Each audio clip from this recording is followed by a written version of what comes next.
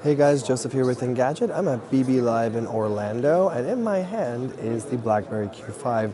This is in fact the biggest hardware news to come out of BB Live this year, and in fact it's a device made specifically for emerging markets. So it's not one of the high-end devices, it's not a Q10, it's not a Z10, but it does sort of follow in the footsteps of the Q10. As you can see, it is a portrait QWERTY that combines the touchscreen up above, and obviously as you can see here, it is running BB10. Now the dimensions of the screen are the same as the Q10. It is a 3.1-inch screen, and it is the same resolution as well. So you're getting 720 by 720, although this is an LCD, not OLED like you get on the Q10. So it's not as bright and vivid, but it's still a serviceable job, and it's worth noting that this is an HD screen.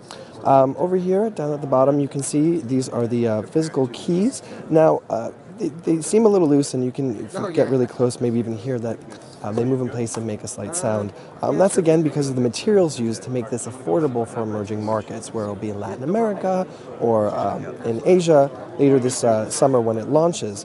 Now, on the Q10, the major point of that physical QWERTY was that it sort of had that nice clean spacing that we saw on the Z10 software keyboard. Here you don't get that as much. This is more curve-like.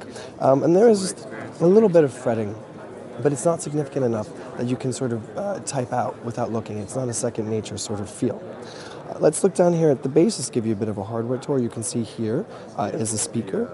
There's a mic there, obviously for voice calls. And if we look over on the right side, you'll see here is the volume rocker, and there's a dedicated key in the middle, just like on the Z10, that if you press will ping up the voice search.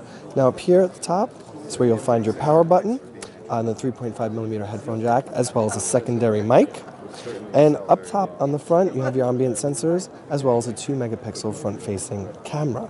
Now, the only other ports that we have on here are on the left edge. It's a covered port, and when we pop it open, you can see that's the slots for SIM and the micro SD. So you do have the possibility for expansion, although you are only getting 8 gigabytes of internal storage.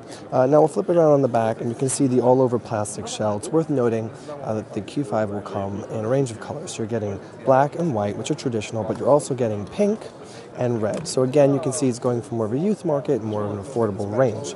And up here is the 5-megapixel camera. So again, imaging is not the focus on this. It's affordability and getting BB10. Now you're wondering probably, since it's at a lower price point, it might not have the performance on par, but it's actually running a dual-core Snapdragon clocked at 1.2 gigahertz, and that's just below the 1.5 of the Q10. So as you can see, the famed sort of flow that BlackBerry likes to talk about is all still evident. It's just sort of difficult to enable the swipe gestures considering the size of the screen and the proximity to the physical keyboards down below. So again, this is the BlackBerry Q5. You should be seeing it hit foreign territories later this summer. I'm Joseph with Engadget. Thanks for watching.